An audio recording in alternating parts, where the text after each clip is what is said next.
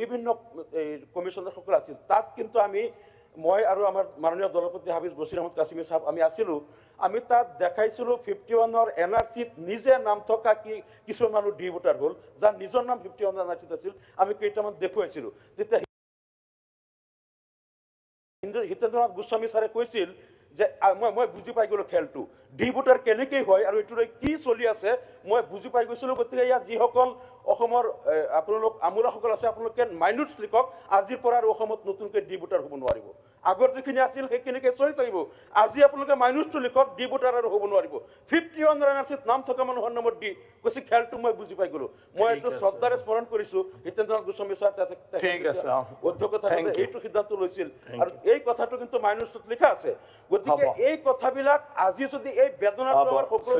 দীপায়ন চক্ৰৱৰ্তী গতিকে এই বিষয়টো মই ভাবোঁ আপুনি এটা সৰ্বদলীয় টিম বনাই দিয়ক যাতে আমি আলোচনা কৰি এইটো পাৰ্মানেণ্ট এটা সলিউশ্যন কৰিব পৰা যায় এই দুৰ্ভগীয়া মানুহখিনি যাতে ন্যায় পায় এই কথাটো আপোনাৰ জৰিয়তে আমি অনুৰোধ জনাইছোঁ থ্যাংক ইউ নমস্কাৰ অধ্যক্ষ মহোদয় শ্ৰী আমিনুল ইছলাম জ্যেষ্ঠ বিধায়ক ডাঙৰীয়াৰ আনা বিদেশী দোহাই দি অসমৰ ডিটেনশ্যন কেম্পত বন্দী হৈ থকা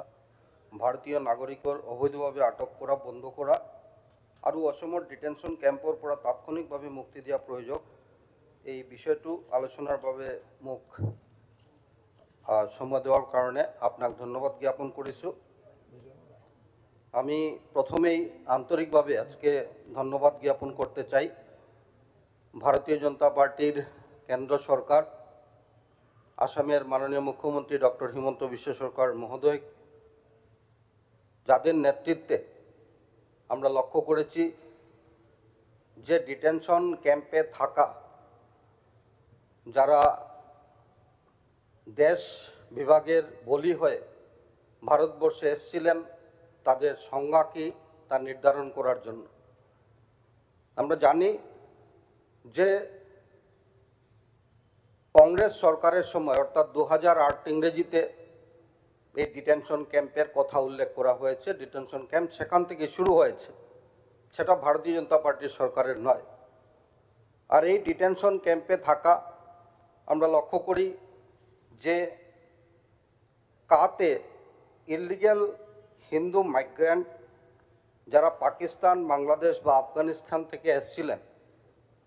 2019-এ পার্লামেন্ট যে সিদ্ধান্ত নেই সেই সিদ্ধান্ত অনুযায়ী আমরা লক্ষ্য করেছি যে 31 ডিসেম্বর 2014 ইংরেজির আগে আসা হিন্দু শিখ বা বৌদ্ধ জৈন খ্রিস্টান তাদেরকে অন্ততপক্ষে এই দেশ বিভাগের বলি হয়ে আসা তাদেরকে আর অনুপ্রবেশকারী বলা যাবে না তাদের জন্য সরকার সিদ্ধান্ত নিয়েছে যার জন্য আন্তরিকভাবে আজকের এই সদনে আমি ভারতীয় জনতা পার্টির সরকারকে ধন্যবাদ জ্ঞাপন করতে চাই সাথে সাথে এটাও আলোচনা হওয়া দরকার যে আজকে ডিটেনশন ক্যাম্পে আমরা লক্ষ্য করেছি যে ভারতীয় জনতা পার্টির সরকার আসার পর 2016 ইংরেজি থেকে এই ডিটেনশন ক্যাম্পে যারা রয়েছেন তারা অনেকেই ছাড় পেয়েছেন বিশেষ করে যারা হিন্দু ধর্মাবলম্বীর মানুষ রয়েছেন আর আমরা লক্ষ্য করেছি যে 2016 ইংরেজির পর থেকে এই কেসগুলা ডিটেনশন ক্যাম্পে ডিড ভোটার হিসাবে এই কেসগুলা সরকার আজকে নিচ্ছে না আমাদের একটা চিন্তা করা দরকার যে ভারতবর্ষে স্বাধীনতার পর যেভাবে ইলিগালি অনেক মুসলিম মানুষ আর সেখানে ভারতবর্ষে প্রবেশ করেছে তাদেরকে শনাক্ত করে আজকে অনেককে ডিটেনশন ক্যাম্পে রাখা হয়েছে এই বিষয়টি গুরুত্ব সহকারে আলোচনা করা দরকার আর আমার মনে হয় যে এই পার্লামেন্টে যে বিলটা পাস হয়েছে 2019 ইংরেজিতে তাকে গুরুত্ব দিয়ে আজকে এই বাংলাদেশ থেকে আসা হিন্দু শিখ বৌদ্ধ খ্রিস্টান জৈন যারা এসেছেন তাদেরকে অন্ততপক্ষে মুক্তি দেওয়া হোক আর তাদের জন্য একটা বিহিত ব্যবস্থা করা দরকার আমরা লক্ষ্য করেছি ইতিমধ্যে ভারতীয় জনতা পার্টির আমাদের আসাম রাজ্য সরকার মাননীয় মুখ্যমন্ত্রী ডক্টর হিমন্ত বিশ্ব শর্মার নেতৃত্বে আজকে আমরা অনেককেই লক্ষ্য করি যে অনেকের রেশন কার্ড থেকে বঞ্চিত হচ্ছিলেন, কারণ এই ফিঙ্গারপ্রিন্টের জন্য। এই যে ব্যবস্থা,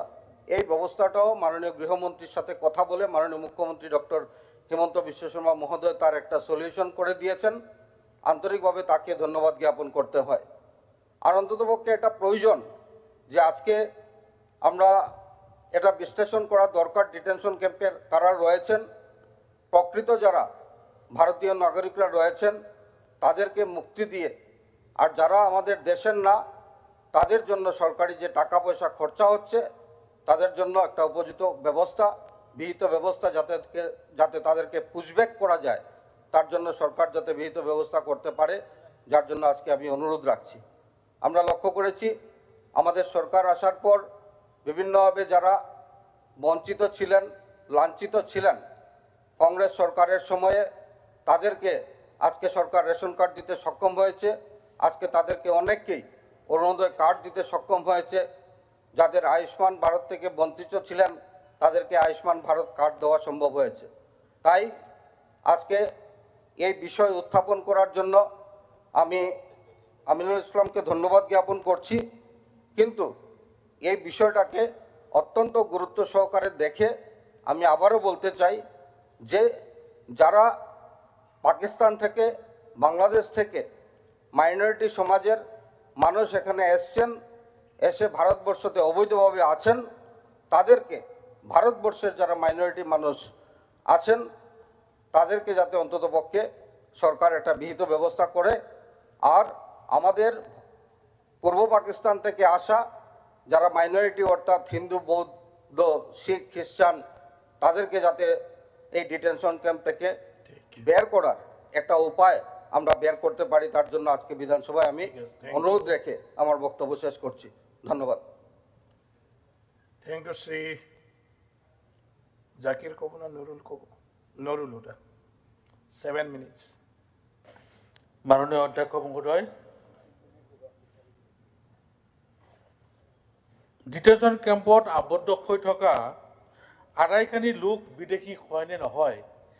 এই বিষয়টো এটা যথেষ্ট বিতৰ্কৰ বিষয়। অধ্যক্ষ মহোদয়, যিখিনি লোক বিদেশী